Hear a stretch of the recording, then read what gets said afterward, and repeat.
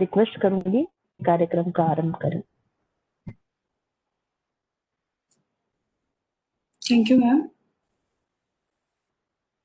आत्मनिर्भर भारत में योगदान देने हेतु बीकानेर तकनीकी विश्वविद्यालय द्वारा एम्प्लॉयर एसोसिएशन ऑफ राजस्थान के संयुक्त तत्वाधान में आत्मनिर्भर भारत सप्ताह में हम आज तीसरा दिवस मना रहे हैं। कार्यक्रम में बीकानेर तकनीकी विश्वविद्यालय की तरफ से मैं नीलम स्वामी आप सभी का हार्दिक अभिनंदन करती हूँ। मैं अभिनंदन करती हूँ कार्यक्रम की विशिष्ट अतिथि एवं वक्ता श्रीमती उमा रत्नू जी का, डायरेक्टर प्रोड्यूसर कंपनी लिमिटेड एवं अध्यक्ष नारी उत्थान संस्थान, श्रीमती दीपा माथुर जी का, संस्थापक निदेशक export firm studio fair trade एवं संस्थापक अध्यक्ष एनजीओ क्वालिस। मैं स्वागत करती हूँ डॉक्टर वायन सिंह सर, निदेशक अकादमिक अफेयर बीकानेर तकनीकी विश्वविद्यालय। आत्मनिर्भर भारत का मुख्य उद्देश्य देश को हर क्षेत्र में खुद पर निर्भर बनाना है तथा अपने देश में ही हर वस्तु का निर्माण करना है। स्वदेशी संसाधनों से बनी वस्तुओं को उपयोग में लाना और उद्योगों का सुधार एवं विस्तार कर गांवों और शहरों के युवाओं के लिए रोजगार को बढ़ावा देकर राष्ट्र को उन्नति के पथ पर अग्रसर करना है। कार्यक्रम की निरंतरता के क्रम में मैं अब अतिथियों के स्वागत एवं कार्यक्रम की रूपरेखा की जानकारी के लिए डॉक्टर वायन सिंह सर, निदेशक अकादमिक अफेयर बीकानेर तकनीकी विश्वविद्यालय को आमंत्रित करना चाहूंगी।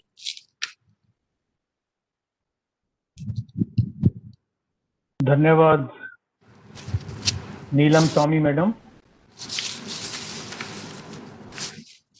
बीकानेर तकनीकी विश्वविद्यालय एवं राजस्थान नियोक्ता संघ के संयुक्त तत्वावधान में आत्मनिर्भर भारत मिशन के तहत आत्मनिर्भर भारत सप्ताह के तीसरे दिन मैं doctor Y N Singh, director academic affairs BTU एवं principal university college of engineering and technology Bikaner, सर्वप्रथम हमारे कार्यक्रम की विशिष्ट अतिथि परम सम्मानीय Shrimati Uma Ratnu ji, director Mahashakti producer company limited एवं नारी उत्थान संस्थान के अध्यक्ष।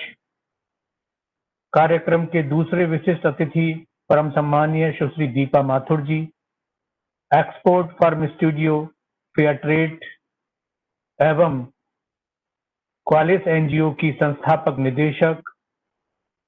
कार्यक्रम के अध्यक्ष माननीय कुलपति प्रोफेसर चारण साहब, जो अभी कार्यक्रम से जुड़ने वाले हैं। विश्वविद्यालय के ग्रामीण उद्यमिता प्रकोष्ठ की समन्वयक डॉक्टर ममता शर्मा पारिक, ग्रामीण उद्यमिता प्रकोष्ठ के सदस्य एवं कार्यक्रम की संयोजिका श्रीमती नीलम स्वामी और श्री मदन सिहाग जी। कार्यक्रम में ऑनलाइन उपस्थित सभी गणमान्य अतिथि, विश्वविद्यालय एवं सभी संबद्ध और संगठक महाविद्यालयों के सभी निदेशक, प्राचार्य, अधिकारी, प्रोफेसर, प्रतिभागी एवं प्यारे विद्यार्थियों, सबसे पहले मैं विश्वविद्यालय परिवार एवं राजस्थान नियोक्ता संघ की ओर से आप सभी का अभिवादन एवं अभिनंदन और इस कार्यक्रम में आप सभी का हार्दिक स्वागत करता हूं। आप सभी ने अपने अति व्यस्त दैनंदिनी से समय निकालकर यहाँ उपस्थित हुए हैं और हमारे कार्यक्रम को एक नई ऊंचाई दी है, इसकी शोभा बढ़ाई है। आपकी इस गरिमा में उपस्थिति के लिए समस्त विश्वविद्यालय परिवार हृदय से आभारी है। मेरे सभी सम्मानित स्वजनों, यह वर्ष राष्ट्रपिता महात्मा गांधी जी का 150वां एवं श्री विनोबा जी का 125वां जयंती वर्ष है, जिसमें हमारे माननीय प्रधानमंत्री श्री नरेंद्र मोदी जी ने देश को आत्मनिर्भर बनाने का महामंत्र दिया है। माननीय प्रधानमंत्री जी ने इस वैश्विक महामारी कोविड-19 के भीषण संक्रमण के कारण उत्पन्न आपदा को अवसर में बदलने के लिए हम सभी देश के 130 करोड़ देशवासियों का भागीरथ प्रयत्न कर भारत को आत्मनिर्भर बनाने का आह्वान किया है। साथियों, वर्तमान वैश्वीकरण के युग में आत्मनिर्भरता की परिभाषा में कुछ बदलाव आया है। आत्मनिर्भरता आत्म केंद्रित से अलग है और भारत हमेशा से वसुधैव कुटुंबकम की संकल्पना में विश्वास करता है। क्योंकि भारत भी दुनिया का एक हिस्सा है, अतः भारत अपनी प्रगति के साथ साथ दुनिया की प्रगति में भी अपना योगदान देता है। इसलिए आत्मनिर्भर भारत के निर्माण में वैश्वीकरण का बहिष्कार नहीं किया जाता, अपितु दुनिया के विकास में मदद की जाती है। साथियों, सभी देश का भविष्य उस देश के बच्चों, छात्रों और युवाओं पर ही निर्भर करता है, क्योंकि ये तीनों ही किसी भी राष्ट्र के मजबूत आधार स्तंभ होते हैं, जिनके कंधों पर एक विकसित महाशक्तिशाली राष्ट्र का सपना पलता है और साकार भी होता है। ये विद्यार्थी अपार संभावनाओं और असीमित प्रतिभाओं के बीज स्वरूप होते हैं, जो आगे चलकर भविष्य में किसी भी राष्ट्र का चहुमुखी विकास करने में अपनी सक्रिय भागीदारी निभा सकते हैं और उस राष्ट्र को पूरे विश्व में एक अलग ही पहचान दिलाने व आत्मनिर्भर बनाने में महत्वपूर्ण भूमिका निभा सकते हैं। विद्यार्थी जीवन वह समय होता है जब कोई बच्चा व युवा गजब के आत्मविश्वास, उत्साह, ऊर्जा और जोश से भरा रहता है और उनके दिमाग में प्रतिदिन नए नए विचार, नवाचार जन्म लेते हैं। नई नई योजनाएं आकार लेने लगती हैं। असंभव को संभव कर देना दिखाने का जज्बा भी इनके अंदर समाया हुआ होता है। यही वह समय है जब विद्यार्थियों को एक सही मार्गदर्शन, एक सच्चे अर्थों में प्रेरक या मार्गदर्शक की जरूरत होती है, जो उनके अंदर की इस अपार क्षमताओं, संभावनाओं और असीमित ऊर्जा को एक सही दिशा दे सके। अगर इस समय उनकी सही तरह से मार्गदर्शन किया जाए, तो देश को प्रगति के मार्ग पर चलने और विश्व में एक अलग पहचान बनाने से कोई नहीं रोक सकता। विद्यार्थी जीवन का सबसे सर्वश्रेष्ठ समय होता है, जहां पर व्यक्ति न सिर्फ अपने सुनहरे भविष्य की नींव अपने कठिन परिश्रम से रखता है, बल्कि राष्ट्र के निर्माण में भी अपने योगदान की जिम्मेदारी भी तय करता है। इसी क्रम में, इसी सोच के साथ बीकानेर तकनीकी विश्वविद्यालय एवं राजस्थान नियोक्ता संघ ने भारत को आत्मनिर्भर बनाने की दिशा में एक संयुक्त रूप से प्रयास का शुभारंभ किया है। इसके अंतर्गत एक आत्मनिर्भर भारत सप्ताह नाम से इस कार्यक्रम का आयोजन राष्ट्रपिता महात्मा गांधी जी के जन्मदिन 2 अक्टूबर से और 6 अक्टूबर तक किया जा रहा है। इस साप्ताहिक कार्यक्रम में देश भर से लगभग 1000 प्रतिभागियों ने अपना रजिस्ट्रेशन करवाया है। मुझे बहुत खुशी है यह कहते हुए कि इस कार्यक्रम का मुख्य उद्देश्य सभी प्रतिभागियों, शिक्षकों एवं विद्यार्थियों को देश के विख्यात एंटरप्रेन्योर्स, सेल्फ मेड इंडस्ट्रीज, विभिन्न विषयों के प्रसिद्ध एवं प्रख्यात वक्ताओं से मिलवाकर उनके कार्य करने के तरीकों, अनुभवों, उनकी विशेषताओं, विशेषज्ञताओं इत्यादि के बारे में चर्चा करके भारत को आत्मनिर्भर बनाने की दिशा में प्रयत्न करना है।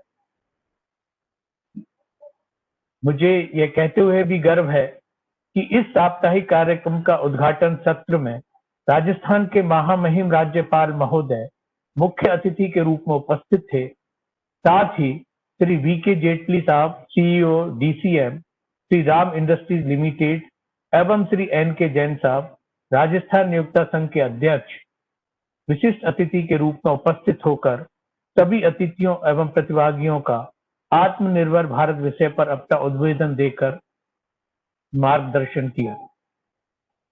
कार्यक्रम के दूसरे दिन doctor Mukta Arora, DGM RSLDC Rajasthan सरकार, Shri Arjun Ratnu ji, former chief general manager NABARD एवं doctor Ramesh Mittal ji, director national institute of agri marketing ने अतिथि के रूप में उपस्थित होकर सभी अतिथियों एवं प्रतिभागियों का आत्मनिर्भर इंडियन एग्रीकल्चर विषय पर अपना उद्बोधन देकर मार्गदर्शन किया।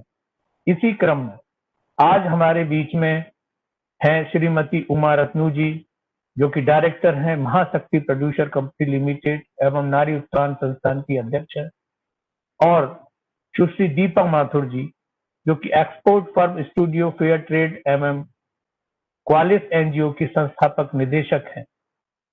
मुझे उम्मीद है कि आप दोनों हमारे सभी प्रतिभागियों, शिक्षकों एवं छात्रों को, विद्यार्थियों को अपने एक्सपर्टाइज और अपने एक्सपीरियंस से सबको बताएंगे और उनका मार्गदर्शन करेंगे, ऐसा हमारा विश्वास है। इसके साथ ही मैं सभी ऑर्गेनाइजर्स को एक बहुत अच्छा कार्यक्रम ऑर्गेनाइज करने के लिए बधाई देता हूं और उनका मुझे यहां आमंत्रित कर सबसे रूबरू कराने के लिए, मिलवाने के लिए भी उनका धन्यवाद देता हूं। धन्यवाद। जय हिंद, जय Bharat. Over to Swami madam. धन्यवाद सर। अब मैं कार्यक्रम की विशिष्ट अतिथि एवं वक्ता श्रीमती उमा रत्नू जी को आमंत्रित करने से पहले उनका परिचय देना चाहूंगी। आदरणीय मैडम, आप वर्तमान में नारी उत्थान संस्थान की संस्थापक हैं। आपको राजस्थान सरकार द्वारा राजस्थान बाल अधिकार एवं संरक्षण आयोग का सदस्य मनोनीत किया जा चुका है। आप महाशक्ति मिल्क प्रोड्यूसर कंपनी लिमिटेड में निदेशक के पद पर कार्यरत हैं। आपके द्वारा अनेक सामाजिक गतिविधियों के साथ साथ आर्थिक गतिविधियों का संचालन करते हुए महिलाओं को आत्मनिर्भर बनाने में महत्वपूर्ण योगदान रहा है। हम चाहेंगे कि आप आत्मनिर्भर भारत में उद्यमिता के योगदान के बारे में हमारा मार्गदर्शन करें।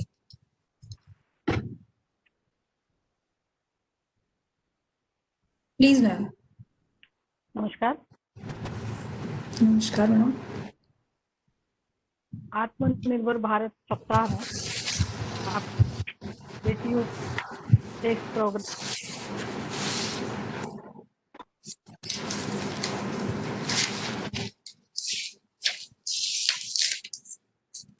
मैम, आपकी आवाज नहीं आ रही। तो यदि कनेक्टिविटी में थोड़ी सी प्रॉब्लम आए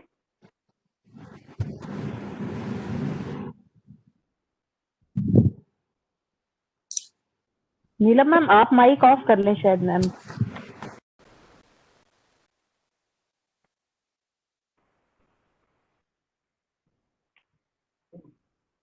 फोन को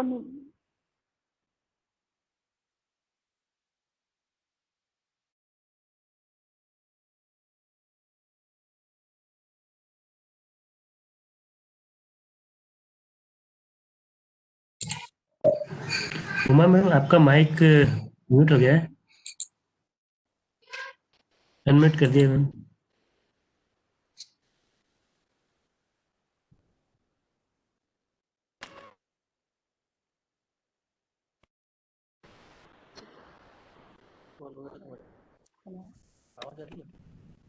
अब बोले, अब आ जाए।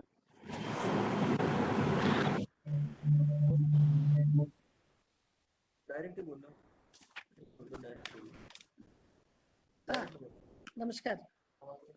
थोड़ा नेटवर्क की प्रॉब्लम है, इसलिए थोड़ा बीच बीच में होता है, तो मैं प्रयास करूंगी। मेरा नाम उमा रत्नू है। अभी मेरा परिचय आपने करवाया है नीलम स्वामी जी ने। मैं बात करूंगी आदि आबादी की, क्योंकि मैं नारी उत्थान संस्थान की अध्यक्ष होने के नाते और महिला सशक्तिकरण पे कार्य करने का काम मेरा है। और हमारी वर्तमान में 10,000 महिलाओं को हमने कार्य दिया है, सशक्त किया है और उनके साथ हम लोग काम करते हैं। आज का टॉपिक है आत्मनिर्भर भारत। बिल्कुल सही।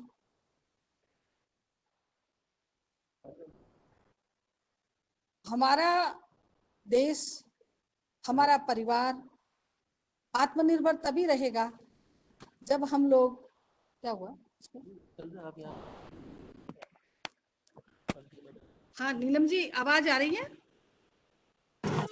यस मैम, आपकी आवाज आ रही है। हाँ जी मैम, आवाज आ रही है आपकी। हाँ, तो मैं अपना नारी उत्थान संस्थान के बारे में ही बताना चाहूंगी कि हमारा एक छोटा सा प्रयास, एक नारी उत्थान एक बहुत छोटी सी ऑर्गेनाइजेशन है और राजस्थान के अलवर डिस्ट्रिक्ट और जयपुर डिस्ट्रिक्ट में विराटनगर में कार्य कर रही है। मैं ये बताना चाहूंगी कि हम लोग ठान लें तो ये जरूरी नहीं है कि हमारे को कोई बहुत बड़े स्तर पर ही हम लोग काम कर सकें या बहुत पूंजी से ही हम काम कर सकें। आज एक हमारी स्टोरी मैं बताना चाहती हूँ। हमने सिर्फ 10 महिलाओं को साथ लेकर के काम स्टार्ट किया था मैडम। हमारे जो भी आज सुनने वाले हैं, हमारे प्रतिभागी हैं, प्रोफेसर सर हैं, उनको सबको मैं बताना चाहूंगी कि 10 महिलाओं से 20 साल के सफर में 10,000 महिलाएं आज काम करके आत्मनिर्भर बन रही हैं। तो ये बहुत बड़ी बात है और दृढ़ इच्छा शक्ति और सब महिलाओं का मनोबल। मैं आपको बताना चाहूंगी कि हम लोगों ने जो चुनाव किया वो ये किया कि अब जो महिलाएं जिन्होंने शिक्षा ग्रहण नहीं की लेकिन उसके बावजूद भी उन्हें काम करना है, अपने परिवार को सशक्त बनाना है, अपने घर की आमदनी में खुद की आमदनी जोड़ के परिवार को आगे बढ़ाना है, बच्चों को शिक्षित करना है। जो कमी रह गई, जिस काम को वो नहीं कर पाई, जो महिलाएं हमारी नारी उत्थान की बहनें खुद नहीं पढ़ सकी लेकिन आज उनके परिवार, उनकी बेटियां पढ़ रही हैं, ये एक तरह से आत्मनिर्भर भारत का बहुत बड़ा उदाहरण है। और छोटे छोटे उद्योग, छोटे छोटे कुटीर उद्योग जैसे मसाला मेकिंग है, पशुपालन के साथ साथ हमारी बहनों ने दूध का काम किया, घी का काम किया और आज वो इतनी आत्मनिर्भर बनी है, इतनी स्वावलंबी बनी है कि मुझे कहते हुए बहुत खुशी हो रही है कि हमारे नारी उत्थान की एक बहना प्रधान बनी, एक बहन सरपंच बन गई और आज वो एक कंपनी की डायरेक्टर हैं। उस कंपनी में 8 बहनें हैं जो डायरेक्टर हैं, 778 बहनें इसकी शेयर होल्डर हैं। आज वो अपना काम इतना निपुणता से करती हैं, उनकी एजीएम होती हैं और सारी समझ उनमें डेवलप हुई है। तो मेरा मानना है कि यदि हम ठान लें, यदि हम संकल्प ले लें और हम समूह में और संगठित होकर, प्रशिक्षित होकर के कार्य करें तो कोई भी काम मुश्किल नहीं है। और हमारे आदरणीय, हमारे सम्माननीय प्रधानमंत्री जी का जो संकल्प है, हम उसको निश्चित रूप पर पूरा करेंगे, ऐसा हमारा मानना है। और भी नारी उत्थान संस्थान की जो मार्केटिंग की विंग है, उसको भी मैं आपको बताऊं कि आपको ताजुब होगा कि कोई एमबीए नहीं है लेकिन उनकी आप मार्केटिंग का जो तरीका देखें, आज वो खुद अपना टेस्टिंग से लेकर के मार्केटिंग तक का काम वो कर रही हैं। तो ये उनको, उनका आत्मनिर्भर बनना, उनकी एक दृढ़ इच्छा शक्ति और उनको ये जो ट्रेनिंग नारी उत्थान के द्वारा दी गई उसका ही सफल परिणाम है। मैं आप सबसे निवेदन करना चाहूंगी कि यदि एक ग्रामीण महिला ने ये सोचा कि महिला सशक्त हो तो उसके लिए हम क्या कर सकते हैं, और छोटे छोटे उपायों से, छोटे छोटे प्रयासों से यदि 10,000 महिलाओं को हम स्किल से जोड़ पाए, उनको आत्मनिर्भर बना पाए, तो मैं ये सबसे निवेदन ग्रामीण बहनों से, विशेषकर आदि आबादी से निवेदन करना चाहूंगी कि यदि वो संकल्पित होकर के ऐसे छोटे छोटे ऑर्गेनाइजेशन, छोटे छोटे समूह, छोटे छोटे संगठन, छोटे छोटे फेडरेशन, उससे हम हमारे माननीय प्रधानमंत्री जी का सपना पूरा कर सकते हैं। हम हमारे परिवारों को, हमारे देश को, हमारे राज्य को, हमारे जिलों को, हमारे गांवों को। मैं आप लोगों से एक और निवेदन करना चाहूंगी कि उन्नत कृषि, क्योंकि कृषि का जो, कृषि और पशुपालन, वो ही कार्य हमारे गांवों में ऐसे हैं जिससे हम आत्मनिर्भर बन सकते हैं। हम, जरूरी नहीं है कि नौकरी, आज जो बेरोजगारी है, बेरोजगारी की स्थिति है वो बढ़ती जा रही है, लेकिन इसका उपाय भी हमारे ही पास है। हम हमारे पारंपरिक कार्यों को यदि करना शुरू कर दें, हम यदि कृषि को तरीके से करना शुरू कर दें, जो मैं तो कहती हूँ जो पुरानी पद्धति थी वो पद्धति बहुत अच्छी थी, उसमें उनका जो तरीका था उस पुरानी और आ भी रहा है, पुरानी पद्धति पर हम लोग आ भी रहे हैं धीरे धीरे। लेकिन आज की तारीख में कृषि और पशुपालन दोनों को हम मिक्स करके और तरीके से हम काम करते हैं तो निश्चित रूप पर हम लोग आत्मनिर्भर बनते हैं और गांव मजबूत होते हैं, हमारे परिवार मजबूत होते हैं।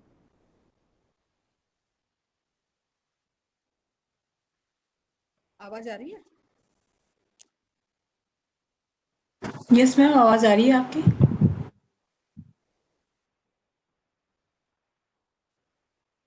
हाँ जी मैडम। हाँ जी। तो इस तरीके से हमने जो कार्य नारी उत्थान में किया, महाशक्ति मिल्क प्रोड्यूसर कंपनी में किया, और आगे हमारा एक स्टेट में, राजस्थान में हमारा जो कार्य है उसको हम धीरे धीरे आगे बढ़ाने की कोशिश कर रहे हैं। नारी उत्थान हर परिवार तक जा रहा है। हम आपको एक तरीका और बताना चाहते हैं कि हमारी महिलाओं ने, कोई हमारे पास ऐसी एक्सपर्टीज नहीं थी, हमारे पास ठीक है हमारा कैंपस धीरे धीरे बना, सारी चीजें हुई, लेकिन महिलाओं ने एक जो आत्मनिर्भर बनने का एक और उपाय उन्होंने सोचा, क्योंकि गांव में होने की वजह से हमारे पास सबसे बड़ी ट्रेनिंग की प्रॉब्लम थी। लेकिन उन महिलाओं को हमने हमारे स्तर से, नारी उत्थान ने अपने स्तर से किया। आज हमने वर्मी कंपोस्ट और खाद से हमारा एक समूह अपना परिवार चला रहा है, क्योंकि गोबर का खाद तैयार करके और उनके आगे से आगे एडवांस बुकिंग हो रही है। तो ये भी एक, हम गांव में ये काम भी हम लोग कर सकते हैं, हमारी बहनें कर सकती हैं। इसके अलावा बहुत से छोटे छोटे काम हैं। तो मैं मेरी बहनों से, मैं मेरे ग्रामीण भाई बहनों से कहना चाहूंगी कि आप लोग ये ना सोचें कि हम सब अधिकारी बन जाएं। शिक्षा जरूर लेनी चाहिए, लेकिन आत्मनिर्भर का जो सपना तभी पूरा होगा कि हम, हमारे पास जो सीमित संसाधन हैं, हमारे पास जो हमारे हाथ में है, हम उसको कैसे बेहतर बना सकें, उसका कैसे सदुपयोग कर सकें, उसका कैसे सफल संचालन कर सकें, ये आवश्यकता है। और तभी हम हमारे माननीय प्रधानमंत्री जी का सपना पूरा करेंगे, हमारे देश का सपना पूरा करेंगे। धन्यवाद।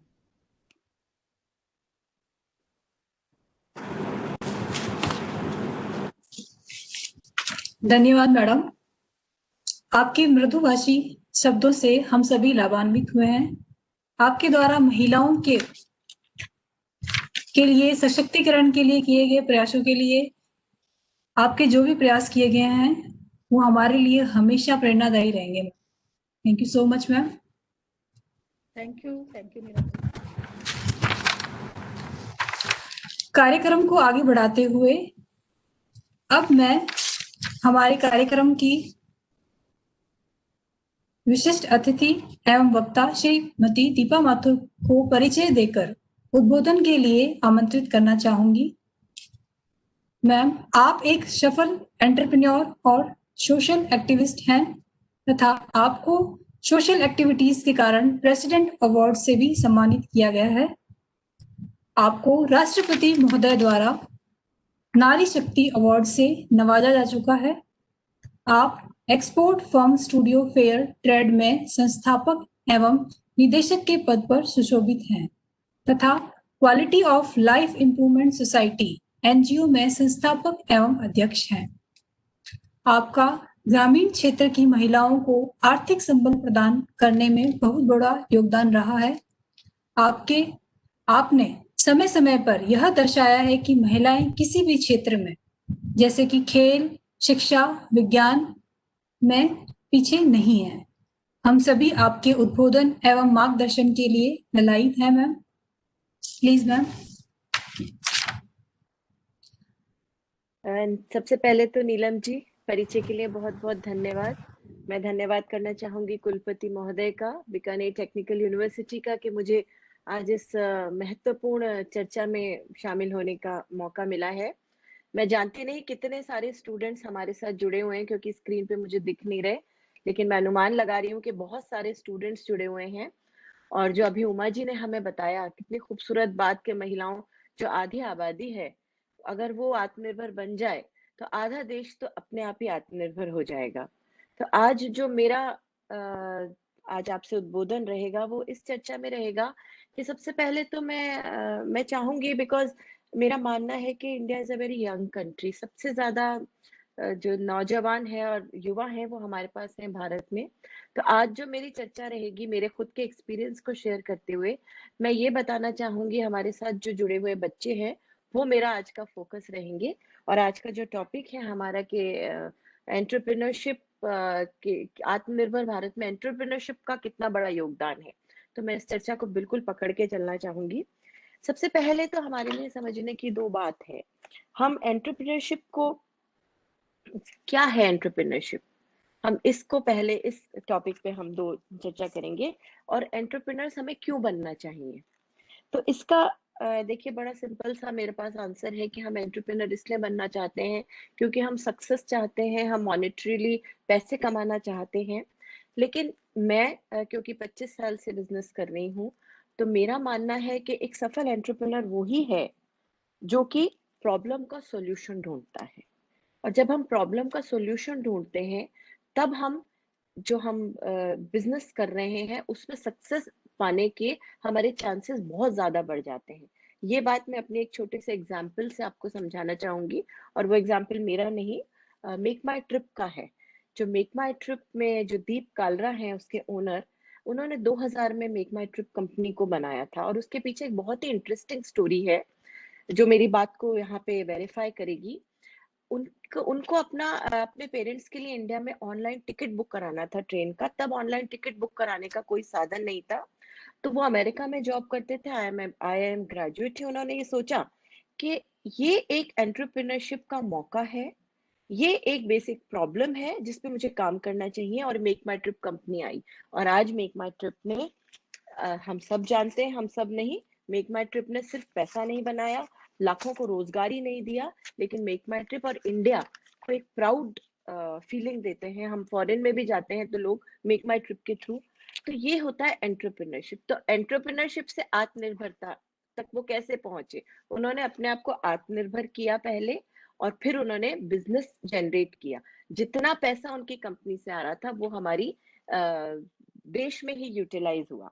तो एक ये मेरा बहुत बड़ा पॉइंट होता है कि एंटरप्रेन्योरशिप अगर हम करते हैं तो एक अननोइंगली और एक नोइंगली हम आत्मनिर्भर देश को आत्मनिर्भर बना रहे हैं और एक बहुत बड़ा सशक्त कदम उठा रहे हैं।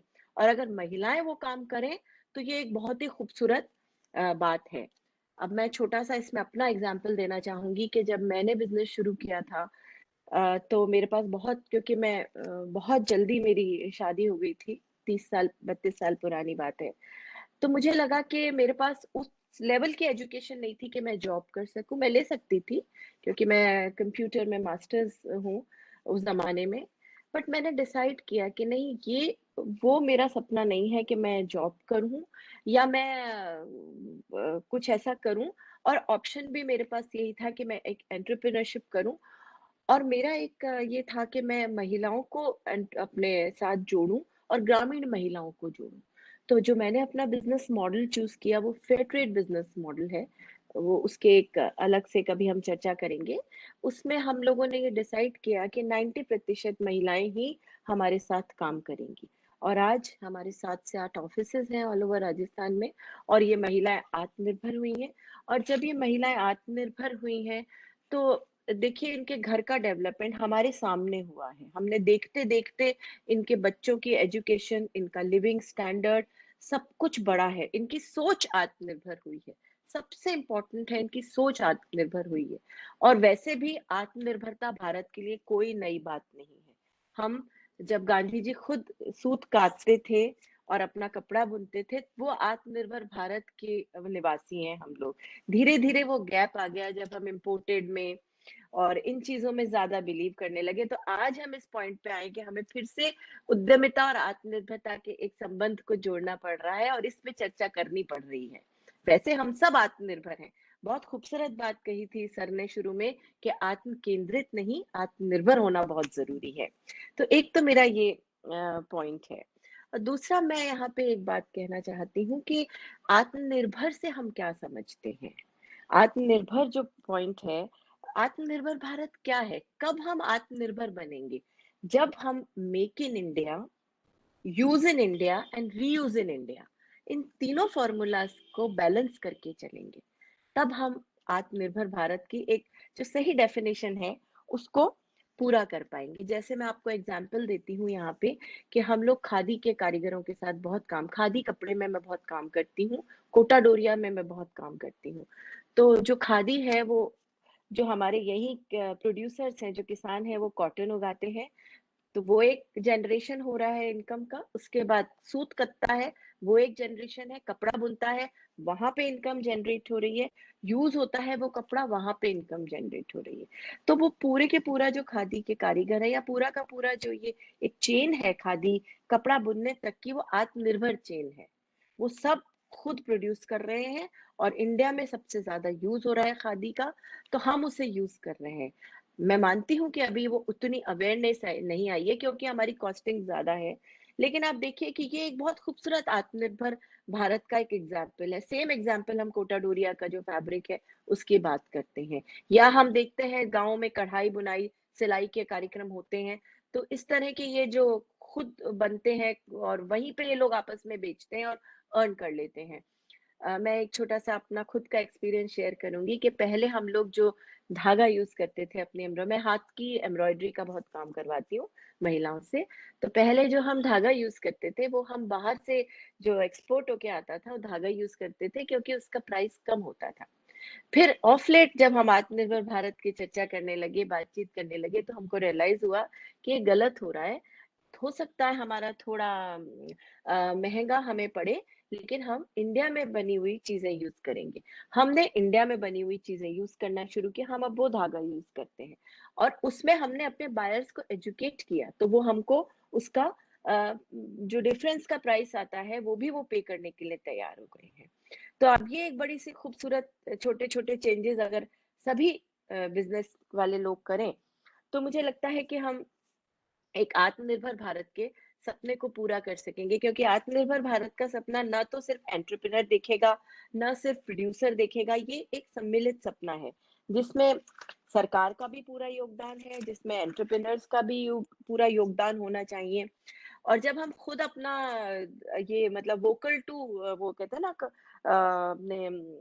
वोकल फॉर लोकल, जब हम वोकल फॉर लोकल हो जाएंगे, तो मुझे लगता है कि आत्मनिर्भर भारत का सपना हम बहुत बहुत जल्दी पूरा कर सकेंगे। जैसे होम ग्रोन जो सर्कुलर इकोनॉमी जिसकी हम बात करते हैं, हम तभी बन सकते हैं जब हम अपने को मेंटली अवेयर करेंगे। अभी हमारे अवेयरनेस की बहुत कमी है। अभी हमें लगता है कि अगर भारत में बन रहा है तो क्वालिटी ठीक नहीं होगी, भारत में बन रहा है तो महंगा होगा, हाथ से बन रहा है। तो ये वाली सारी चीजें सिर्फ अवेयरनेस से कम होंगी।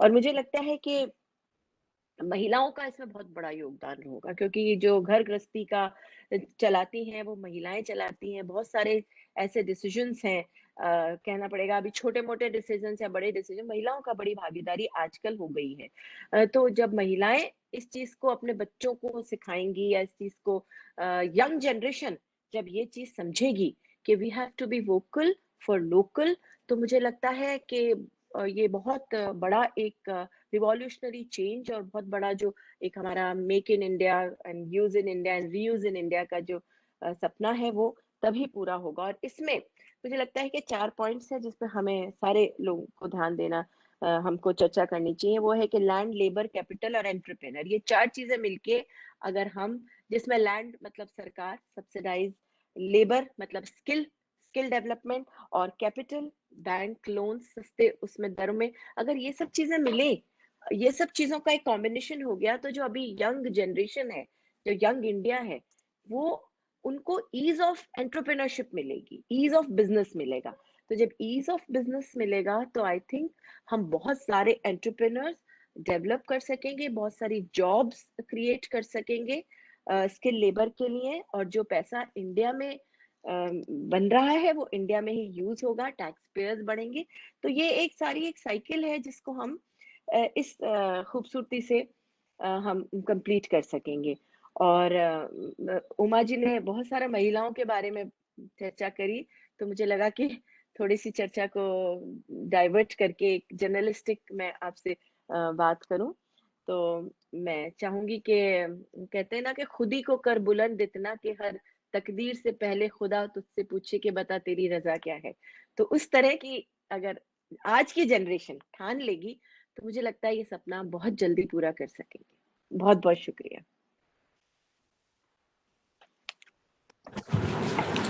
धन्यवाद मैडम। आपके द्वारा देश को आत्मनिर्भर बनाने तथा महिलाओं को सशक्तिकरण के लिए किए गए प्रयासों से निश्चय ही हमें बहुत कुछ सीखने को मिलेगा। मुझे आशा है कि हमारे प्रतिभागी भी इसे अपने जीवन में अपनाएंगे। हमारे कार्यक्रम के अध्यक्ष प्रोफेसर HD चारण सर, माननीय कुलपति महोदय हमारे साथ जुड़ चुके हैं। Welcome sir. Thank you madam. अब मैं कार्यक्रम को आगे बढ़ाते हुए प्रश्नोत्तरी सत्र प्रारंभ करना चाहूंगी। सभी प्रतिभागियों से निवेदन है कि वह अपने प्रश्न विषय विशेषज्ञों के सामने रखें।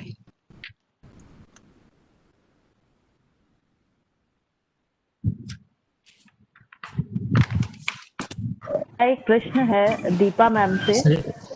जी, जब हम उद्यमिता की बात करते हैं तो कई चैलेंजेस होते हैं हमारे सामने, तो डेफिनेटली हम आपने फेस किए होंगे।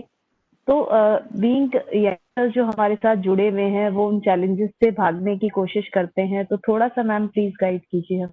जी हाँ, बिल्कुल आपने ठीक कहा। देखिए, जब मैंने बिज़नेस शुरू किया था, तो चैलेंजेस ज़्यादा थे। मैं ये अब क्योंकि वो 25 साल का जो मैंने सफ़र शुरू किया, एक तो देखिए तब सबसे बड़ा चैलेंज ये था कि मैं एक महिला थी और मैं ऐसे क्षेत्र मैंने चुना था जो ग्रामीण क्षेत्र था। वहाँ पे ये एक माइंडसेट था कि महिलाएँ सिर्फ़ पे पैरिटी बहुत थी क्योंकि मेरा काम आर्टिज़न से रिलेटेड है, हैंडीक्राफ्ट से रिलेटेड है, बुनकर महिलाओं से रिलेटेड है। तो सबसे पहले तो मैं यहाँ एक बात शेयर करना चाहूँगी कि ये जो हमारी हैंडीक्राफ्ट और बुनकर इंडस्ट्री है, ये इसकी महिलाएँ बैकबोन हैं। वो दिन में खाना बनाती हैं, घर का काम करती हैं और फिर वो एक कमरा ही उनका बिज़नेस का वो बन जाता है, मतलब छोटी-सी फैक्ट्री या जो भी हथकरघा उद्योग बन जाता है और वो फिर कपड़ा बुनती हैं, हैंडीक्राफ्ट का काम करती हैं और फिर तो ये वाली सारे तो तब मेरा सबसे बड़ा ये चैलेंज था कि मैं उनको और तब अकाउंट्स भी नहीं थे किसी के पास, तो पैसे लेने उनके हस्बैंड आते थे। तब मेरा ये चैलेंज था कि मैं कैसे उनको अवेयर करूं कि वो ही ये इंडस्ट्री चला रही हैं और अवेयर होने का मतलब क्रांतिकारी होना नहीं है, परिवार तोड़ना नहीं है, ये सिर्फ एक सपोर्ट सिस्टम है। महिला और पुरुष एक सपोर्ट सिस्टम है एक परिवार की गाड़ी को चलाने के लिए। कोई रैट रेस नहीं है, कोई आगे बढ़ना और कोई पीछे बढ़ना और कोई जीत हार नहीं है। तो ये मेरा एक सबसे बड़ा चैलेंज था। दूसरा मेरा चैलेंज था क्योंकि इंटरनेट नहीं होता था, तो हर इंफॉर्मेशन हमें बड़ी देर में मिलती थी। ऑफिसों के चक्कर लगाना, सिंगल विंडो का सिस्टम नहीं था, तो रजिस्ट्रेशंस में बड़े-बड़े दिन लग जाते थे और इंफॉर्मेशंस लेने में बड़े-बड़े दिन लग जाते थे हम लोगों को। तो ये अब जो ईज़ आई है, अब जो एक रिवॉल्यूशन है ऑनलाइन, ये जो ईज़ है, ये मैं एक महसूस करा और एक मोबाइल, अब हम इतना आसानी से काम करते हैं व्हाट्सएप पे, मोबाइल पे, डिज़ाइन फटाफट देते हैं। पहले फिज़िकली हमें आना-जाना, तो ये हमें एक बहुत बड़े चैलेंजेस थे, जो मुझे लगता है कि अब नहीं है बच्चों के पास, अब उनके पास ज़्यादा बेनिफिट्स हैं, ज़्यादा फैसिलिटीज़ है, स्टार्टअप है, सबसे बड़ी बात है। पहले हमारे पास स्टार्टअप जैसी कोई चीज़ नहीं थी। पहले हमको हमारे लिए बिज़नेस शुरू करना एक बीइंग अ वुमन एक चैलेंज था, देन बीइंग एक जो सरकारी इंफ्रास्ट्रक्चर है वो बहुत अनइक्विप्ड था, वो एक चैलेंज था। इंटरनेट नहीं था, वो एक चैलेंज था। ये बहुत सारे चैलेंज हैं, तो मुझे लगता है कि अब तो ये चैलेंजेस एलिमिनेट हो गए। अब तो बच्चों के पास इंटरनेट है, सिंगल विंडो है, एक क्लिक पे इंफॉर्मेशन आती है। अब तो जो थोड़ी बहुत कमियाँ हैं, वो अपने डिटर्मिनेशन से वो उसको कम कर सकते हैं। लेकिन यहाँ मैं एक बात कहूँगी कि देखिए, बिज़नेस में सबसे बड़ी बात होती है, अगर आपको कोई एंटरप्रेन्योरशिप करना है, तो you have to be different and you have to be different from the market. अगर सब एक ही भेड़ चाल में चलेंगे तो वो सबके प्रॉफिट कटेंगे। आपको कहीं ना कहीं एक यूएसपी बनानी पड़ती है अपने बिजनेस की। फॉर एग्जाम्पल, जब मैंने बिजनेस शुरू किया तो मैंने देखा कि हर आदमी फैक्ट्री डाल के और सस्ते कपड़े बना रहा है, तो मैंने कहा नहीं, ये मेरी लाइन नहीं है, ये तो हर आदमी कर रहा है, इसमें तो क्या हम कमाएंगे, मेहनत ज्यादा और कंपटीशन बहुत तगड़ा, कंपटीशन हमेशा रहेगा। तो मुझे लगा कि मैं एक ऐसी फील्ड में करूं जहाँ कम लोग कर रहे हैं। तो मैंने हाथ की एम्ब्रॉयडरी, विमेन ओरिएंटेड सामान, जो कि जिसमें महिलाएं 80% काम करें, हाथ की एम्ब्रॉयडरी, हथकरघा, जहाँ पे हमारे प्रोडक्ट में गारंटी हम 90% हाथ का काम कराते हैं, 10% ऑफकोर्स छोटा मोटा वो हमको कराना पड़ता है, वो है। तो ये मुझे लगा कि वो मेरी यूएसपी रहेगी, और वो मेरी एक्चुअली यूएसपी रही। मुझे सक्सेस ही उससे मिली कि मैं हैंड एम्ब्रॉयडरी करवाती हूँ, मैं फेयर ट्रेड बिजनेस करती हूँ, एक फेयर ट्रेड का मॉडल होता है, मैं उस पे बिजनेस करती हूँ, और मैं महिलाओं को सपोर्ट कर रही हूँ। और मैं महिलाओं को नहीं, मैं उनके बच्चों की एजुकेशन को सपोर्ट कर रही हूँ, मैं चाइल्ड लेबर नहीं कर रही हूँ। मैं बहुत सारे इस तरह के हमने अपने यूएसपी बनाई। तो देखिए आज एक छोटा मोटा मकाम हमने पाया मिलके। जैसे कि मैं आपको एग्जांपल देती हूँ कि आईआईएम का एक ग्रेजुएट था, मैं उसका नाम भूल रही हूँ, फूड किंग करके उसने एक कंपनी बनाई। वो आईआईएम का ग्रेजुएट था और ही डिसाइडेड, उसको बहुत अच्छी फॉरेन से जॉब मिली। ही डिसाइडेड कि नहीं, मैं इडली बेचूंगा साउथ इंडियन, और उसने अब उसका फूड किंग करके बहुत छोटे छोटे जॉइंट्स है, and he is doing very well. उसने तरह तरह की इडलियां बनाई होगी, कुछ ना कुछ यूएसपी करी होगी, या उसने सर्वे किया होगा। तो बिजनेस में सबसे बड़ी बात ये होती है कि एक तो कन्विक्शन होना चाहिए कि हम जो कर रहे हैं वो हमें उसमें सक्सेस मिलेगी। दूसरा होना चाहिए कि हम फेलियर्स आर की टू सक्सेस, जो हम कहते हैं ना, हमें बार बार फेलियर मिलेगा। मेंटली इतना स्ट्रांग होना चाहिए कि नहीं, फेलियर्स तो आएंगी, डिफिकल्टीज तो आएंगी, लेकिन अगर हम उस टाइम को और इस टाइम को कंपेयर करें आज के बच्चों के लिए, तो मुझे लगता है कि they are on a much stronger ground than जो हम लोग थे। तो मैं यही कहना चाहूंगी कि विजन रखें, हिम्मत रखें, और कुछ लीक से हटके करने की कोशिश करें, तो सक्सेस जरूर मिलेगी लाइफ में। जी, thank you so much ma'am.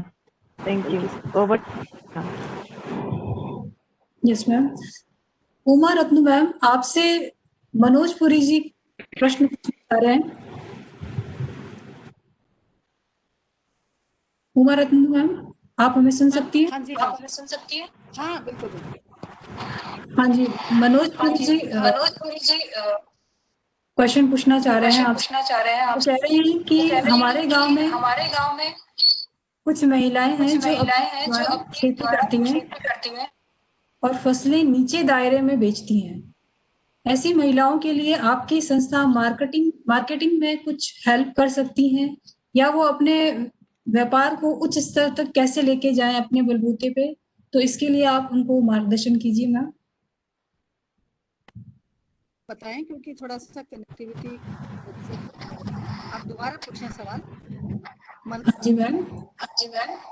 Ma'am, question ये है कि सर पूछना चाह रहे हैं कि उनके गांव में कुछ महिलाएं खेती करती हैं, अपने बलबूते पे खेती करती हैं और वे अपनी फसलें खुद ही बेचती हैं।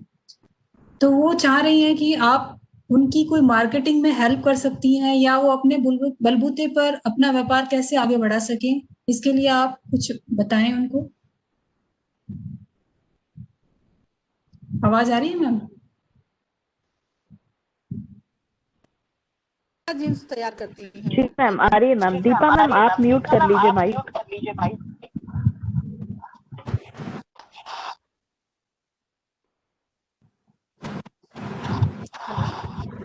हाँ जी मैम, मैम, बताइए। खेती में क्या क्या क्या पैदावार होती है उनके? Hello sir. लक्ष्मण सर, आप मनोज जी, मैं आपसे पूछना चाहूंगी अनम्यूट कि कर वो जो दीजिए। बहनें हैं जी,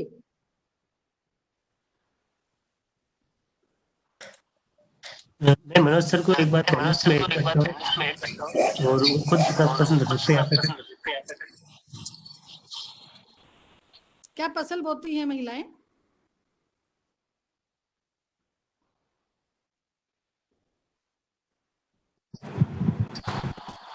मनोज सर, आप हमारे साथ जुड़े हैं।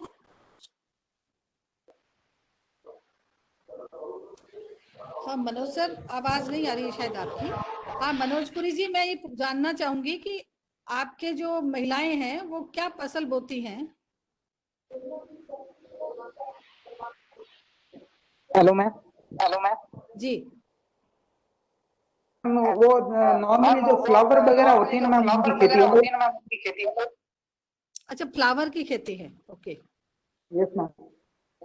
वो कौन से एरिया में करती हैं? मैम अपने जोधपुर के आसपास। पर्टिकुलर आप जगह का नाम बताएंगे तो हम एक्चुअली मैं आपको बताना चाहूंगी कि हमारी जो महाशक्ति मिल्क प्रोड्यूसर कंपनी है उसको हम पूरे राजस्थान में महिलाओं के द्वारा कोई भी पैदा करते हैं, कोई भी प्रोडक्शन है उसका हम मार्केटिंग में मदद करते हैं।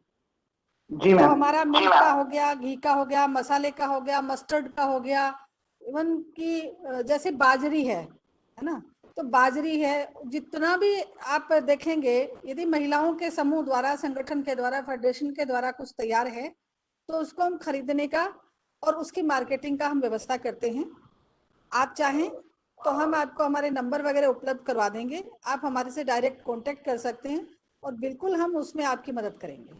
हमारी जो कंपनी का काम ही यही है। Thank you ma'am. जी धन्यवाद मैम। जी, थैंक यू। पार्टिसिपेंट्स, आप लोग अपनी क्वेरी चैट बॉक्स में लिख सकते हैं।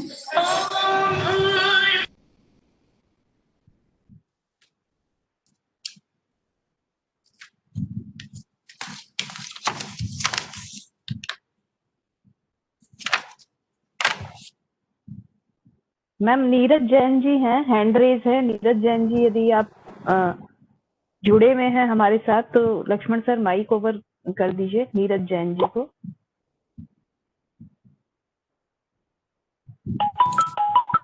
हाँ नीरज जैन जी बोलिए sir. Neeraj Jain sir.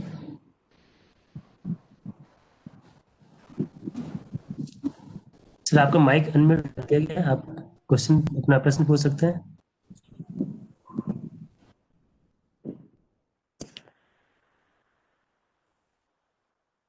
Ma'am शायद वो सुन नहीं पा रहे हैं। जी सर, म्यूट करके नीलम मैम कार्यक्रम को आगे बढ़ाएं। सभी जो प्रश्न हैं वो लगभग इसमें आ चुके हैं, जो मैम ने सेशन लिया उसमें कवर हो चुके हैं काफी प्रश्न। हाँ जी। अब मैं कार्यक्रम के अध्यक्ष प्रोफेसर एच.टी. चारण सर, माननीय कुलपति महोदय, बीकानेर तकनीकी विश्वविद्यालय बीकानेर को अध्यक्षीय उद्बोधन के लिए आमंत्रित करना चाहूंगी। धन्यवाद। मैडम मेरी आवाज आ रही है? यस सर, आपकी आवाज आ रही है सर। आज के इस कार्यक्रम में उपस्थित सम्माननीय उमाजी रत्नो अध्यक्ष दारी प्रतिष्ठान संस्थान, श्रीमती दीपाजी माथुर क्वालिस फाउंडेशन के ऑर्गेनाइजर और फाउंडर, मेरे बीकानेर तकनीकी विश्वविद्यालय के डायरेक्टर एकेडमिक पायल सिंह जी और विश्वविद्यालय के शिक्षक, विद्यार्थी और इस विश्वविद्यालय से जुड़े हुए महाविद्यालय के सभी प्रिंसिपल, उनके सहयोगी साथी, शिक्षक साथी, छात्र और इस कार्यक्रम के आयोजन में लगी हुई हमारी सारी टीम, मैं सबको इस कार्यक्रम की आने के लिए हार्दिक स्वागत करता हूं। विशेषकर मेहमानों का, आदरणीय उमाजी रत्नो और दीपाजी माथुर का मैं बहुत हार्दिक अभिनंदन करता हूं बीकानेर तकनीकी विश्वविद्यालय की तरफ से, जिन्होंने छात्रों को मार्गदर्शन देने के लिए और अपने अनुभव से शिक्षकों को और छात्रों दोनों को लाभान्वित करने के लिए समय निकाला। मैं उनका हार्दिक अभिनंदन स्वागत करता हूं। आत्मनिर्भर भारत का नारा जिस तरह से वर्तमान सरकार ने दिया, निश्चित रूप से हमारी शिक्षण संस्थानों की जिम्मेवारी बनती है, क्योंकि शिक्षण संस्थान एक ऐसा माध्यम है जिससे अगली पीढ़ी तक इस बात को पहुंचनी है कि शिक्षण संस्थानों की बहुत महत्वपूर्ण भूमिका है। और उसी को ध्यान में रखते हुए हमने आत्मनिर्भर भारत के इस नारे को साकार करने के लिए इस पूरे सप्ताह कार्यक्रमों का आयोजन किया है। 2 तारीख महात्मा गांधी के जन्मदिन से इस कार्यक्रम की शुरुआत की। माननीय राज्यपाल कलराज जी मिश्र उसके उद्घाटन सत्र में आए, इंडस्ट्रीज के लोग आए। आज ये तीसरा दिन है जिसमें विशेषकर हमने महिलाओं से संबंधित क्या कार्यक्रम हो सकते हैं उसको ध्यान में रखते हुए आप दोनों को आमंत्रित किया। और 2 तारीख जिस तरह से हमने 2 तारीख चुना, जो महात्मा गांधी का जन्मदिन, ये इसलिए भी बहुत महत्वपूर्ण है कि आत्मनिर्भरता का बात महात्मा गांधी ने 1905 में जब स्वदेशी का नारा दिया, उस दिन से भी ही पहला दिन था जब आत्मनिर्भर भारत की बात कहेगी। और मैं समझता हूँ कि 150 साल बाद आज सरकार को ये महसूस हुआ कि आत्मनिर्भरता से ही देश की उन्नति हो सकती है, और जिसको हम सस्टेनेबल डेवलपमेंट कहते हैं और समग्र विकास कहते हैं, वो तभी संभव हो सकता है जब देश का हर व्यक्ति, हर किसान, हर मजदूर आत्मनिर्भर बने। और ये बात वर्तमान के कोविड में और ताजा हो गई और गहराई से महसूस की गई, जब कोविड के समय देखा गया कि बहुत से मजदूर अपनी फैक्ट्री से निकले, अपने घरों की तरफ भागे, और वो मजदूर से जो किसी शहर से दूसरे शहर की तरफ नहीं, एक राज्य से दूसरे राज्य में गए थे। अब ध्यान में आया कि क्या सिर्फ 2 वक्त की रोटी के लिए किसी को अपना घर छोड़ के दूसरे राज्य में जाना पड़ता है, तो हमारी विकास की जो दिशा है उस पर जरूरत है कि उसको दोबारा आत्मनिरीक्षण किया जाए, उसको देखा जाए। उस समय भी महात्मा गांधी जी से जब पूछा गया था कि आपके ग्राम स्वराज्य का क्या हुआ, हिंद स्वराज्य का क्या हुआ, जब आपने कहा था कि गांव सक्षम होंगे, गांव में बनी हुई वस्तुएं वहीं काम आएगी, उससे आसपास जो उत्पादन होता है वहां से लोगों का रोजगार मिलेगा, तभी उन्होंने इस बात को कहा था कि जो लोग मेरी सुनते थे आजकल नहीं सुन रहे। मुझे लगता है कि आज वो बात वापस साकार हो गई है, और सरकार को ये सोचना पड़ गया है कि जब तक आत्मनिर्भर भारत नहीं होगा, और जब तक आत्मनिर्भर भारत का मतलब आत्मनिर्भर गांव नहीं होगा, हमारा सारा समाज नहीं होगा, तब तक हम आत्मनिर्भर नहीं हो सकते। और उसी की कड़ी में हमारा एक प्रोग्राम है। जिस रूप से मैं सुन रहा था, दीपा मैडम ने जिस बात कही, जिस विशेषकर महिलाओं के कसीदा उद्योग और खादी से जुड़े बातें कही, मुझे बहुत ही गहराई से महसूस हुई कि मैं जिस स्थान से, जिस इलाके से आता हूँ, बाड़मेर के एकदम रिमोट गांव से, बॉर्डर के ऊपर जहाँ से मैं आता हूँ, वहाँ यही बात मैंने अपनी आंखों से बहुत नजदीकी से देखी है, और सिर्फ देखी ही नहीं है, उसको महसूस किया है कि अकाल की स्थिति में सिर्फ खादी ग्रामोद्योग ही ऐसा था जहां महिलाओं ने सूत काट के अपने जीवन की, अपने पूरे घर की व्यवस्था को संभाला। ऐसा मैंने अपनी आंखों से देखा है, होते हुए देखा है। और वही उसी खादी ग्रामोद्योग में वहीं पे इसकी बुनाई भी होती थी, और गांव के बहुत से लोगों ने वहां बुनाई करना सीखा, वहीं करगा लगता था, वहीं सीखा, और उसी बुने हुए कपड़े से शॉल और अन्य वस्त्र, और इतने लोग शानो शौकत से उपयोग करते थे, पहनते थे। मैं अपनी नौकरी कोटा में करता था, तो लोग मुझे बड़े चाव से कहते थे कि बाड़मेर से जब आओ तो हमारे लिए बाड़मेर की शॉल लेके आना, मेरिनो की शॉल लेके आना। लोग अपने जैकेट भी लगभग उसी से बनाते थे। लेकिन मुझे अब मैं दुर्भाग्य से देखता हूं कि आज गांव में उसी खादी ग्रामोद्योग लगभग बंद है, कोई करघा नहीं है, कोई ऊन काटने वाला नहीं है। इसके कारणों को खोजा जा सकता है, बहुत से कारण हो सकते हैं। एक हमारी व्यवस्था, जिस व्यवस्था ने कहा कि ये काम तो बेकार है, इस काम में कुछ नहीं रखा है, आप सब कुछ पढ़ लिख लगाओगे तो आपको कोई न कोई नौकरी दे देगा, और सीधा सीधा हम सब लोगों ने कहा कि सरकार आपको नौकरी देगी। बहुत ही भ्रमित किया, मैं समझता हूँ। और दूसरा, शायद हमारा सरकार का पक्ष भी इतना मजबूत नहीं रहा होगा कि उनको वो संभाल सके, इस व्यवस्था को संभाल सके। इस दूसरा उदाहरण जो उन्होंने कढ़ाई का रखा, इस कढ़ाई के उद्योग से जुड़े हुए लोग, सारी लगभग महिला है जिस उद्योग से जुड़ी हुई है, अपना सारा घर का काम संपन्न करने के बाद काम करती है, बहुत ही नफीस कढ़ाई करने का काम करती है, और हर जगह आपको पूरे देश में उनकी कढ़ाई के किए हुए वस्त्र, विशेषकर महिलाओं के चाव के वस्त्र मिल जाएंगे। लेकिन उस उद्योग को भी मैं देखता हूँ जिस उद्योग की वजह से रूमा देवी को इतना सम्मान मिला, हमारी पड़ोसी रूमा देवी को इतना सम्मान मिला कि उन्होंने अमेरिका में जाके अपना प्रोग्राम दिया, जब केबीसी कॉरपोरेट करोड़पति ने उनको बुलाया तो हम सबको इस बात का गर्व भी हुआ कि हमारे साथ रहने वाली महिला ने महिलाओं को जोड़ के महिलाओं को आगे बढ़ाते हुए किस तरह से काम किया। मुझे लगता है कि इस तरह के कामों को आगे बढ़ाने के लिए शिक्षा की बहुत महत्वपूर्ण भूमिका है, और जो लोग आगे बढ़ चुके हैं उनको आगे लाने की जरूरत है, उनको लोगों को प्रचारित करने की जरूरत है, उनको सम्मान देने की जरूरत है, उनको उनके काम को स्थान देने की जरूरत है। वो शायद मैं समझता हूँ समय निकल गया जब महिलाओं को ही सोचना पड़ता था कि मैं महिला हूँ इसलिए कैसे कर सकते थे। मुझे लगता है कि ये बात आज गांव में भी इतनी हो सकता है ऊपर से नजर आती हो, लेकिन अंदर से ऐसा नहीं नजर आता कि वो काम करने में सक्षम नहीं है। और वैसे भी देखो तो अगर गांव में देखें तो सबसे ज्यादा काम घर की महिला ही करती है।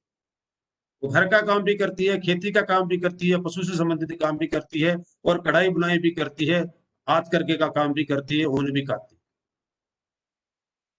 उनका इन सारे काम को बढ़ावा देने के लिए महत्वपूर्ण जो कड़ी है, महत्वपूर्ण कड़ी उससे जुड़े हुए आप जैसे लोग जो एनजीओ के रूप में अपने उनके काम को एक स्थान दे सकते हैं, एक मार्केट दे सकते हैं, एक व्यवस्था दे सकते हैं। मैं एक साधारण सा उदाहरण सामने रखता हूँ, तो प्रैक्टिकल उदाहरण रखता हूँ। बाड़मेर में नक्काशी का बहुत काम होता था, फर्नीचर जिसको कार्विंग फर्नीचर कहते हैं, नक्काशी किया फर्नीचर का काम। वहां के रहने वाले लोग, सुथार लोग उसको काम को करते थे, बहुत से लोग उससे सीखते थे, वही काम करते रहते। एक बार उसी काम के लिए अमिताभ बच्चन किसी शूटिंग में आए और उनकी दुकान पे गए बाड़मेर में। तो अमिताभ बच्चन ने उसके फर्नीचर को पसंद किया, उसके बाद वो फर्नीचर इतना मशहूर हुआ कि आज पूरे देश में उस फर्नीचर की डिमांड। ये सिंपल एक मार्केटिंग थी। काम करने वाले वही लोग थे जो आज भी है। धीरे धीरे वो सारे के सारे लोग शिफ्ट होकर बड़े शहर में चले गए, बॉम्बे जैसे शहर में चले गए, और उनके पीछे जो सीखने वाली पीढ़ी थी वो गांव में नहीं रही, उनको सीखने के लिए भी बड़े शहर में जाना पड़ा।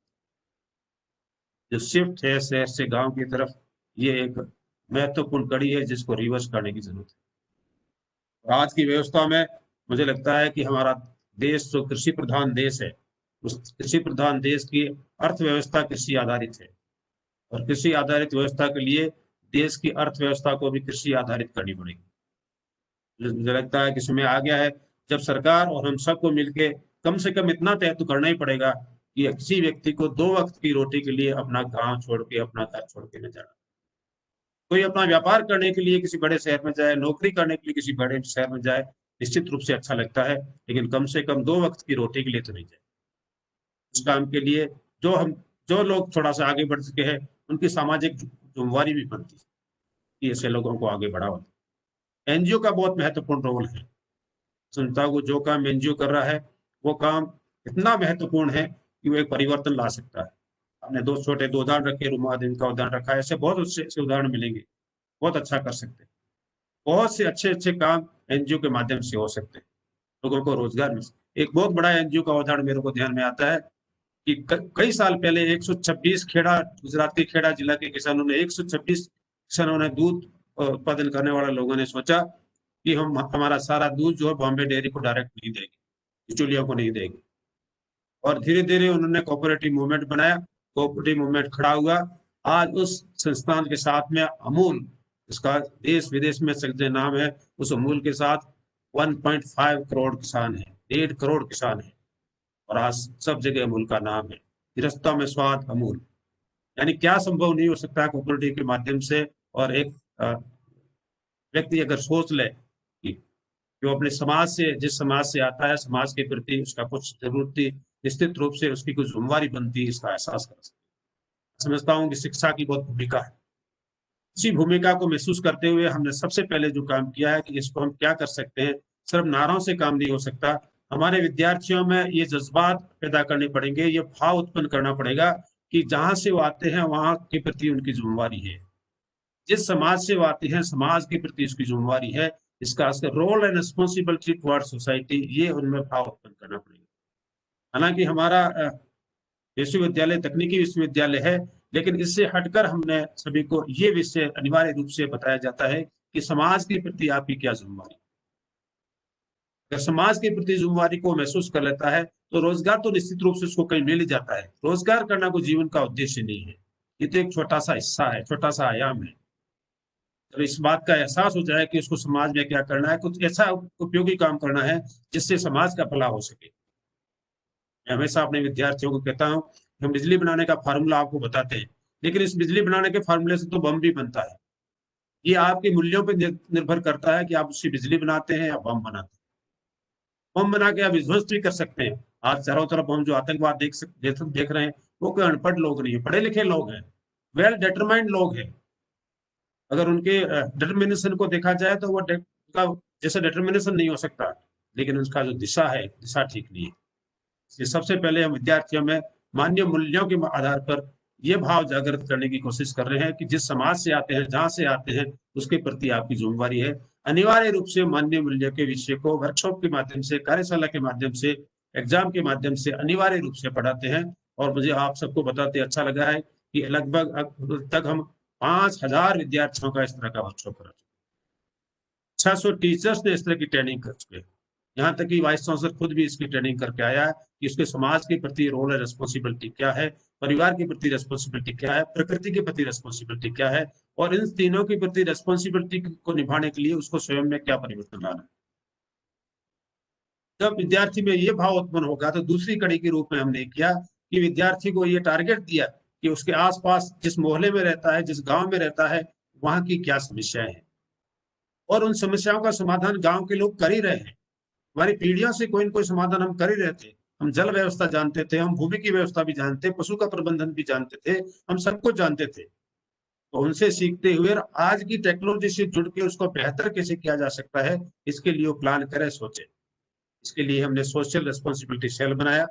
हमने रूरल एंटरप्रेन्योरशिप के नाम से एक आयाम बनाया और बच्चों से उनसे आइडिया इन्वाइट की।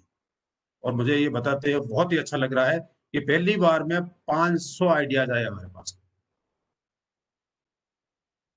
वो सारे उनके आसपास जितनी समस्या है उसको समाधान करने के लिए बच्चा क्या सोचता है, हमारा विद्यार्थी क्या सोचता है, इसके आइडियाज थे।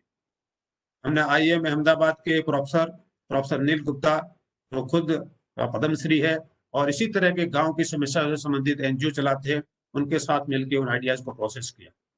माना उनमें से सारे आइडिया वर्केबल नहीं थे, हमारे टीचर के साथ मिलकर उसको अपडेट कर रहे हैं, उसमें जो आइडिया वर्केबल थे उस पर काम कर रहे हैं, उसको आगे बढ़ा रहे हैं। ये लगता है कि हमारी जो भूमिका बनती है कि विद्यार्थियों को उस समस्या के लिए, मैं समझता हूँ 500 आइडिया में ऐसे हो सकता है 25 आइडिया ही काम करते हैं, लेकिन कम से कम 500 विद्यार्थियों ने उस गांव की तरफ सोचने का काम तो किया। उनकी सोचने की दिशा बदलने का काम इस शिक्षा संस्थानों का है, हमारा है। इसके माध्यम से, उन्हीं प्रोजेक्ट के माध्यम से बच्चों को जोड़ रहे हैं ताकि अपने गांव की समस्या, अपनी गली मोहल्ले की समस्या, उनका समाधान कर सके। हर एक बहुत रिमोट, बहुत लास्ट पे बैठे व्यक्ति के लिए माना हाई टेक्नोलॉजी की जरूरत नहीं है, लेकिन low cost technology, ordinary technology से इसका समाधान कैसे हो सकता है। हो सकता है आगे जाके हमको आर्टिफिशियल इंटेलिजेंस में बेस्ट भी टेक्नोलॉजी का उपयोग करना पड़ सके, वो भी हो सकता है। कभी कभी तो ऐसा ये भी कहा जाता है कि किसान को सुबह से सिर्फ अपना पानी चलाने की, मोटर चलाने के लिए खेत जाना पड़ता है, बाकी टाइम बैठा रहता है। हो सकता है आर्टिफिशियल इंटेलिजेंस जो घर बैठा हो उस मोटर को चला सकता है, बंद कर सकता है, बाकी समय में दूसरा काम कर सकता है।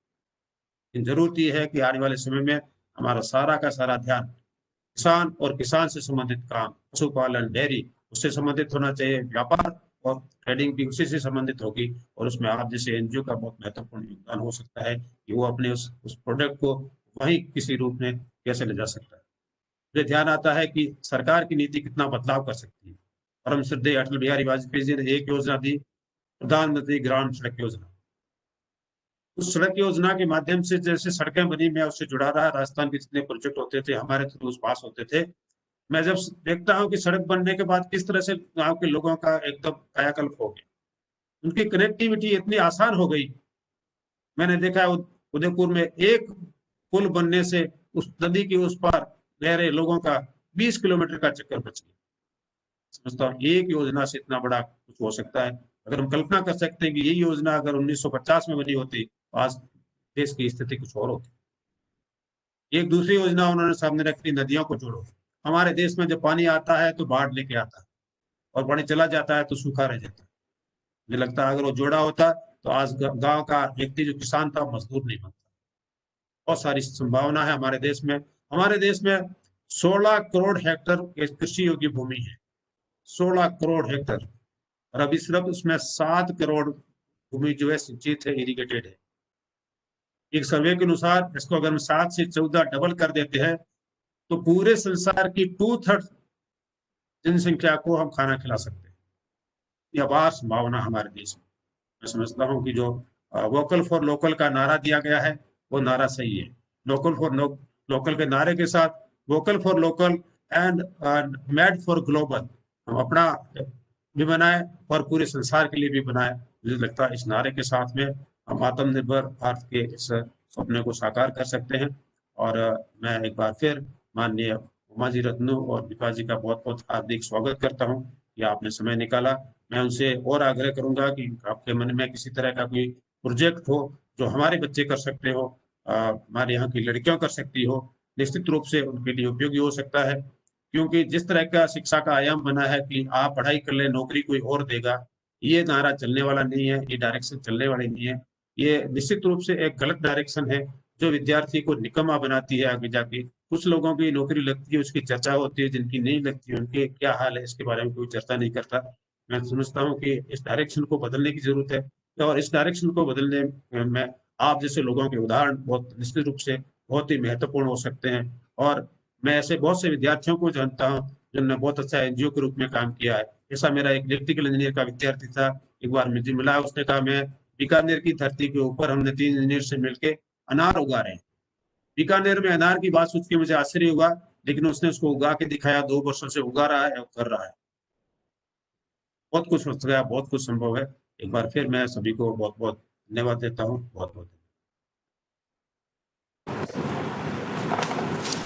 धन्यवाद सर आपके उद्बोधन के लिए और आपके द्वारा हमारा पथ पर मार्गदर्शन एवं उत्साहवर्धन के लिए। इसके लिए बीकानेर तकनीकी विश्वविद्यालय हमेशा आपका आभारी रहेगा सर। हम तो 7 वालों को धन्यवाद क्यों देते हो, 12 वालों को। अब मैं श्रीमान मदन सियाग सर, समन्वयक ग्रामीण उद्यमिता विकास प्रकोष्ठ बीकानेर तकनीकी विश्वविद्यालय को धन्यवाद ज्ञापन के लिए अनुरोध करती हूँ।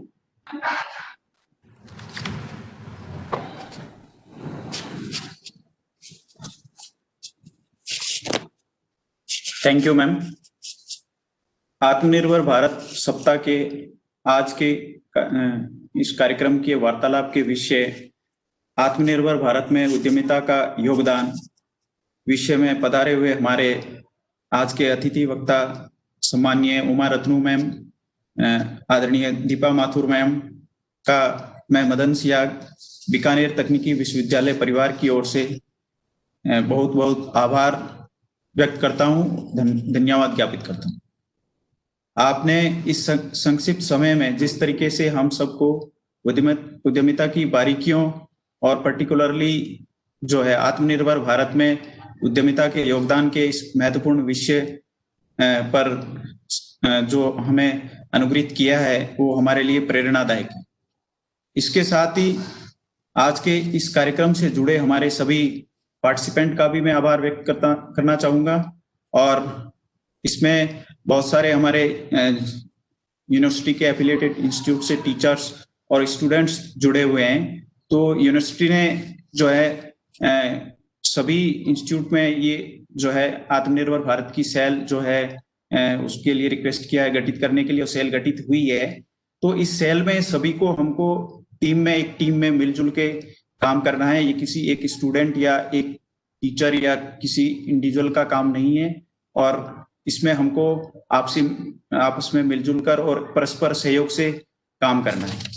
मैं धन्यवाद ज्ञापन करना चाहूंगा माननीय कुलपति महोदय BTU professor SD Saran sir का ये विजन है कि ये जो कार्यक्रम हमारा हो रहा है आत्मनिर्भर भारत पे, ये जो कार्य है वो आज तुम्हें ग्राउंड लेवल पे जाए और उसमें सभी का योगदान हो, चाहे उसमें इंस्टीट्यूट की फैकल्टीज हो, चाहे स्टूडेंट्स हो, और सब मिलजुल कर इसमें कुछ इस तरीके के आइडियाज जो हैं वो इनवाइट करें बच्चों से, चाहे वो कंपटीशन आप रख के करें, ठीक है। और उसके बाद वो उस आइडियाज पे हम लोग उसकी फिजिबिलिटी को चेक करें सब मिलजुल कर, चाहे उसकी टेक्निकल फिजिबिलिटी हो, चाहे उसकी डिमांड की फिजिबिलिटी हो, चाहे उसकी फाइनेंशियल फिजिबिलिटी हो, और उसमें स्टूडेंट्स को इन्वॉल्व करें।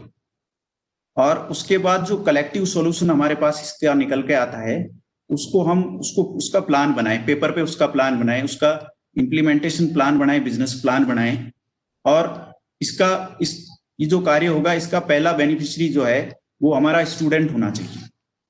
ठीक है, ये एक्सरसाइज जो है हम करें, चाहे ये इम्प्लीमेंट हो, उसको एक्चुअल में स्टूडेंट इम्प्लीमेंट कर पाए या नहीं कर पाए, बट उसका स्किल डेवलपमेंट होगा इससे।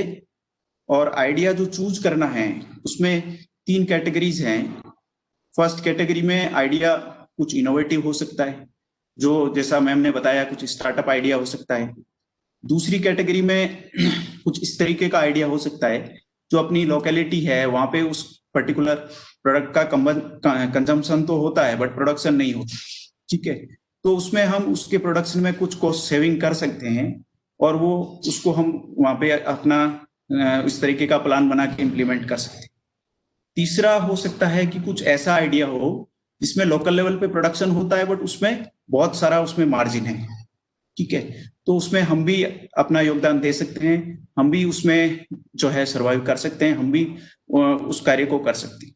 ठीक है, तो ये सारा जो काम है वो जो सेल्स हैं उनकी तरफ से इस तरीके का सहयोग और इस तरीके का कार्य यदि किया जाए मिलजुल के, तो निश्चित तौर पे ये सेल जो है वास्तव में बच्चों को एक इनपुट दे सकती है। जो प्लान जो बच्चा बनाएगा, ठीक है, किसी आइडिया में बिजनेस का प्लान, तो उस प्लान के बेसिस पे यदि वो उसका फाइनेंस नहीं कर पाता है, उस प्लान के बेसिस पे वो अपना स्टेक उस जो है काम में ले सकता है, कहीं उसको फाइनेंसर को मिल जाए। ठीक है, तो एक अच्छा अनुभव उन बच्चों के साथ रहेगा और ये अच्छा काम होगा। इसके साथ ही मैं सभी का दोबारा बहुत बहुत धन्यवाद ज्ञापित करता हूं। बहुत बहुत धन्यवाद सभी को इस कार्यक्रम में। जय हिंद।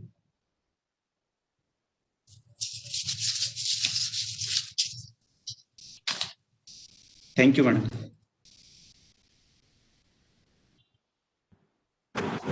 Thank you. कार्यक्रम संपन्न करते हैं। मैं एक बार दीपा जी का और उमा जी का बहुत बहुत अभिनंदन करता हूं कि आपने समय निकाला और इस तरह से फिर से हमारे विश्वविद्यालय को समय दें। और अगली बार मैं समझता हूं कि हमारे विश्वविद्यालय में जो गर्ल्स स्टूडेंट है उनके साथ आपका इंटरेक्शन करवाएं। Thank you sir. बहुत बहुत धन्यवाद sir. Thank you so much sir.